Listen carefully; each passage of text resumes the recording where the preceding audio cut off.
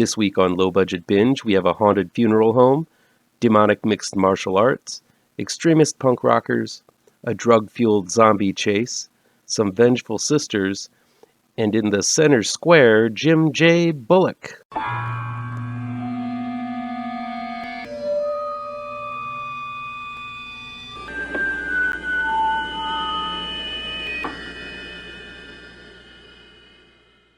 Welcome back to ML Miller Frights, a part of the Kings of Horror Network. I'm ML Miller. While you might be watching this video on the Kings of Horror Network, I urge you to click over to my ML Miller Frights YouTube page and give it a like. Please share with all of your buddies. Click subscribe to this channel, and don't forget to ring that bell for notifications.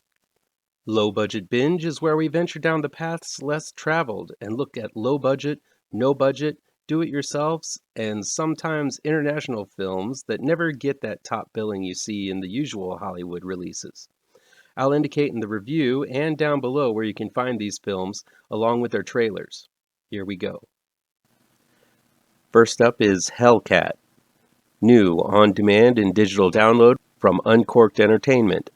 It's directed by Scott Jeffrey and Rebecca Matthews, and written by Jordan Rockwell and Michele Pacitto. Former MMA champion Katrina Hellcat Bash, played by Sarah T. Cohen, finds herself fighting for her soul in a hellish tournament in purgatory against madmen, demons, and monsters. But is Katrina's self-destructive streak going to hinder her from fighting at her full potential? Pairing horror and the MMA is pretty much a no-brainer, as I usually wince and recoil numerous times while watching the brutal gladiatorial games. Seeing one person brutally beating on another isn't comfortable to me, but of course, like many others, there's a morbid car crash quality that keeps me coming back for more. I wish I could say Hellcat pairs the two genres well, but it's a film with many problems, despite having a generally interesting premise. Hellcat's main problem is in its camera work and direction.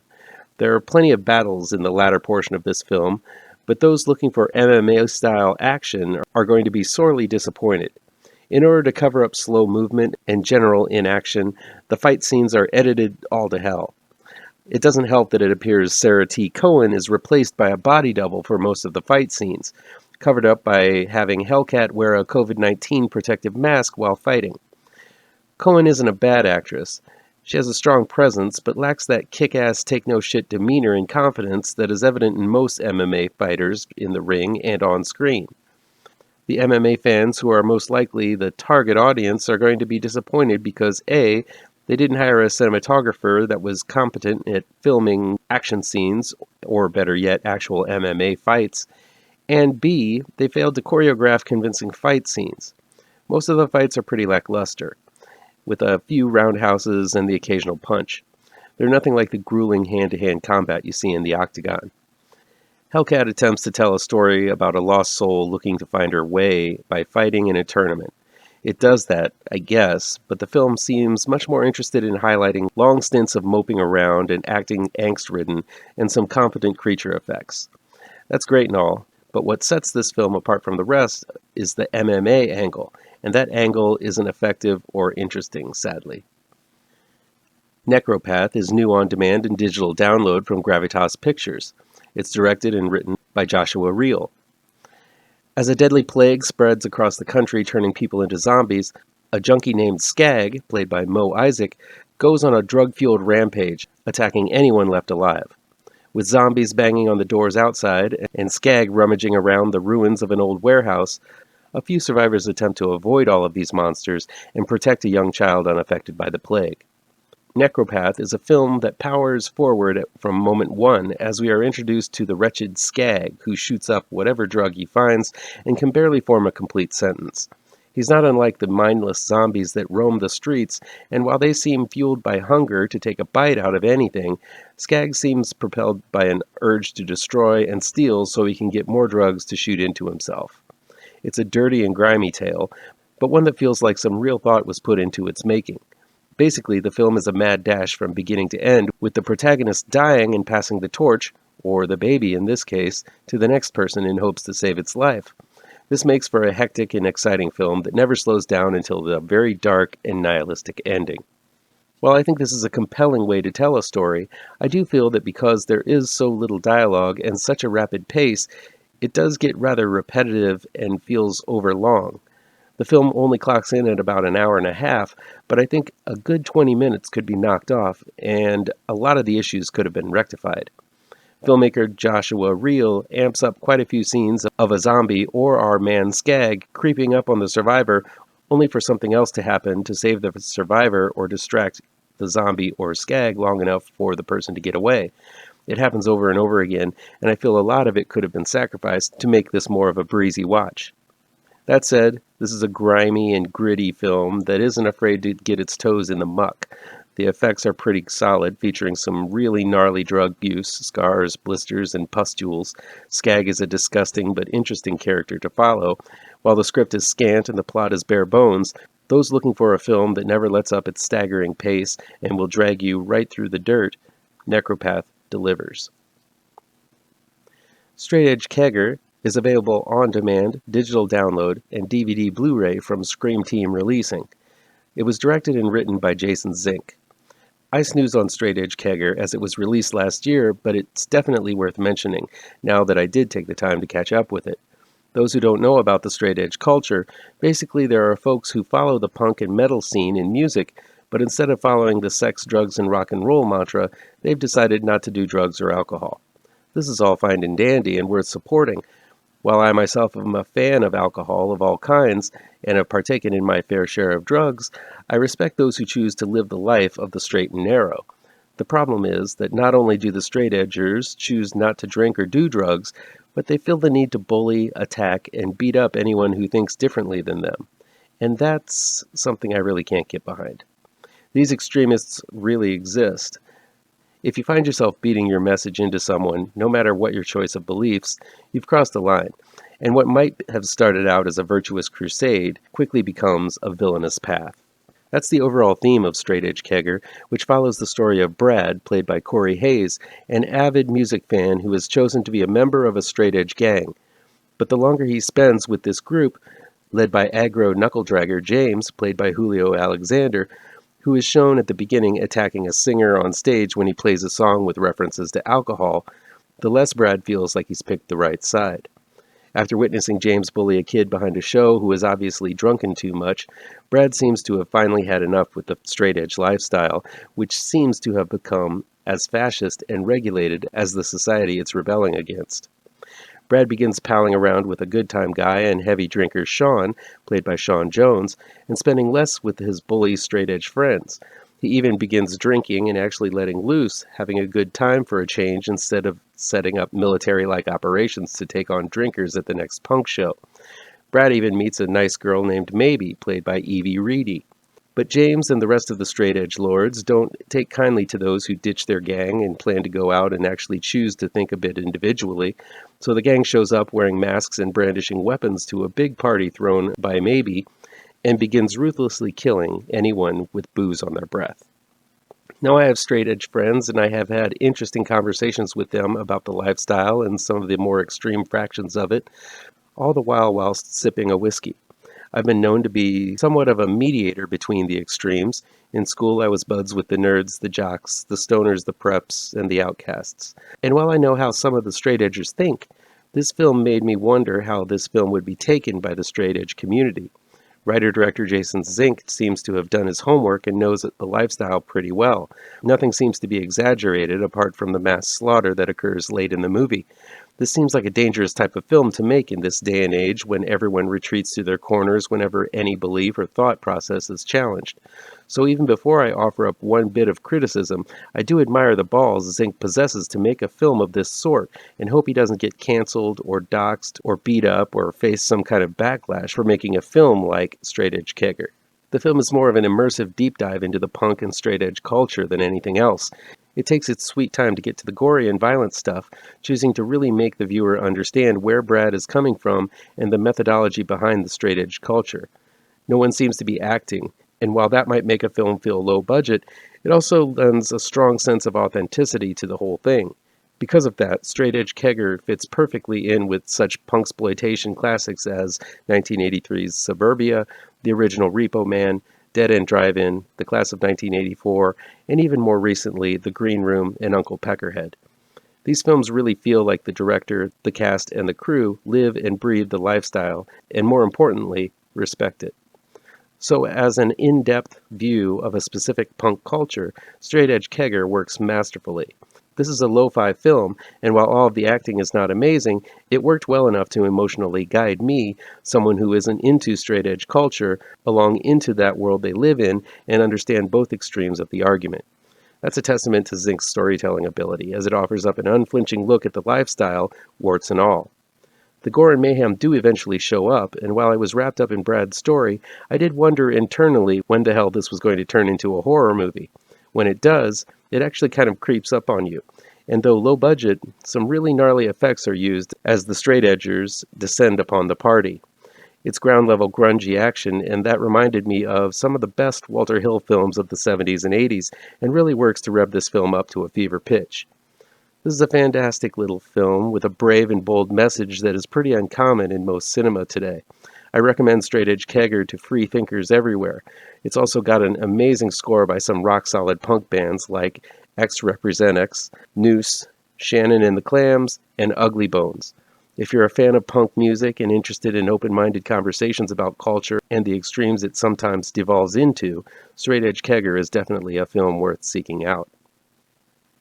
The Funeral Home, aka La Funeraria, is new on-demand and digital download from Uncork'd Entertainment.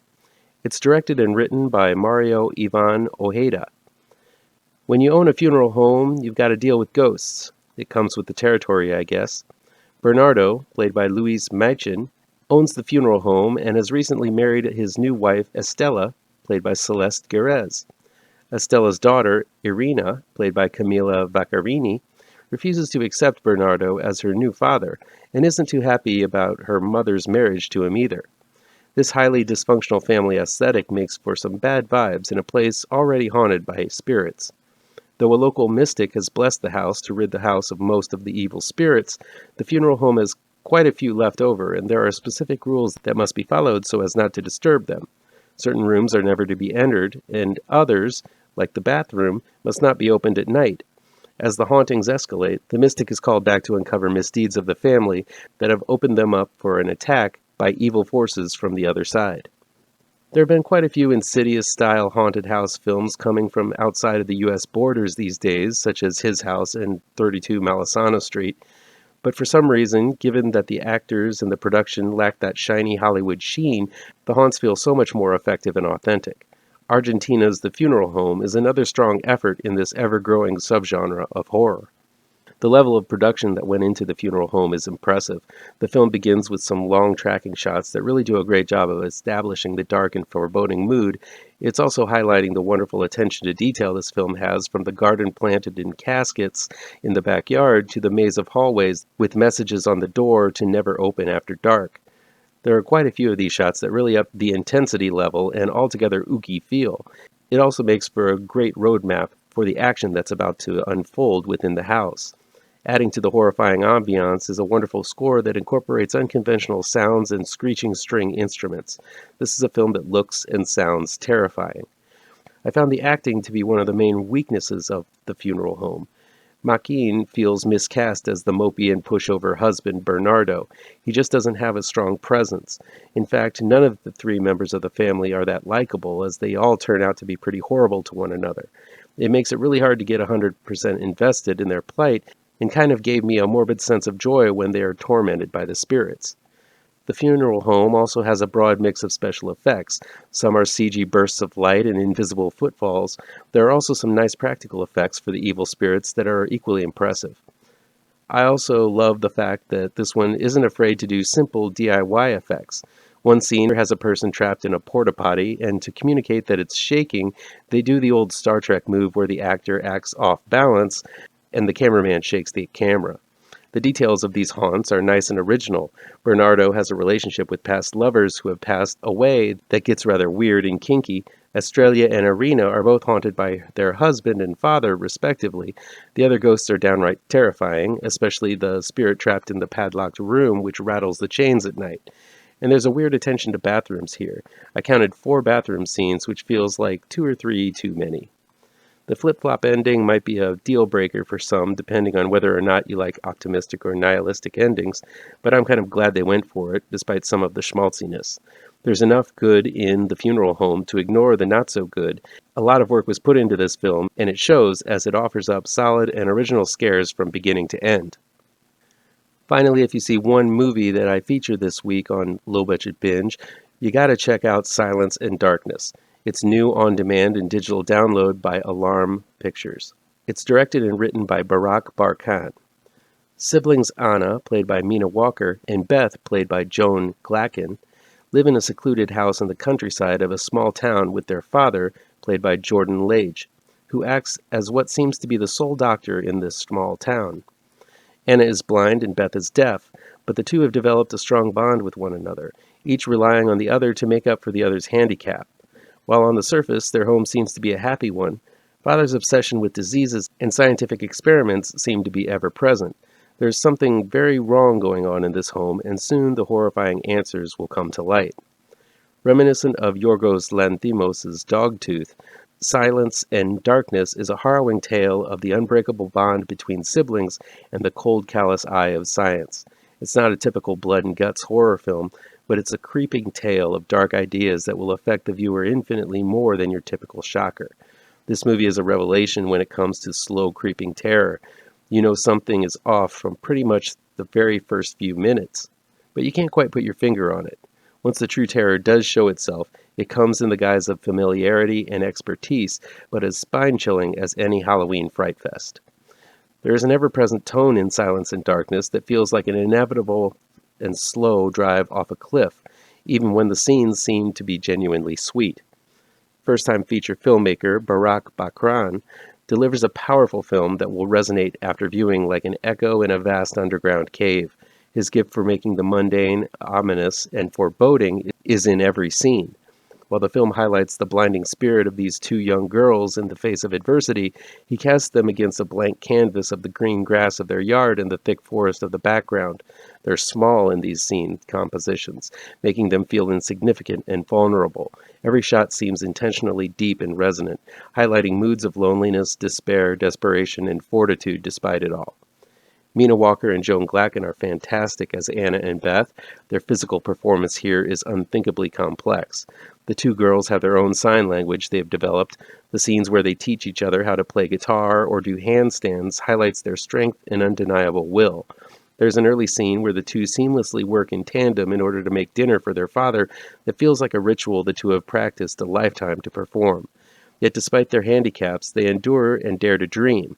It's an optimism that makes you root for all of their hopes and dreams to come true and wince horribly when they are faced with adversity.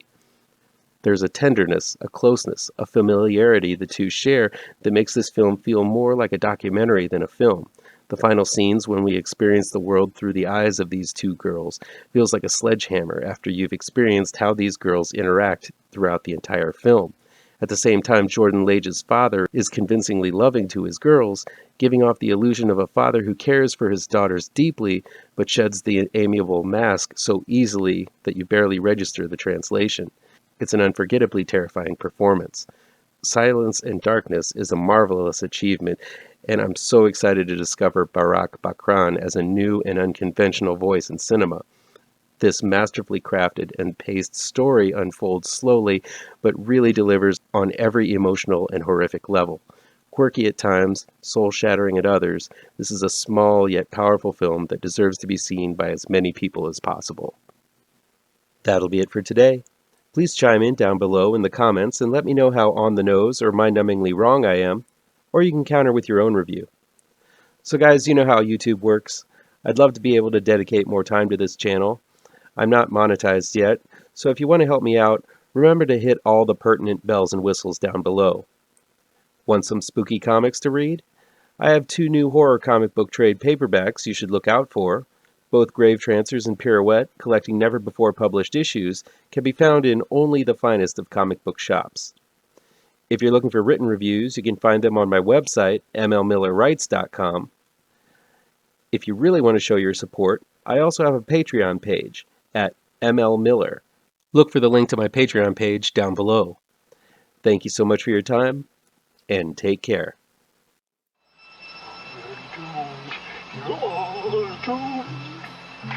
You're doomed to live the life you're meant to be, stuck inside your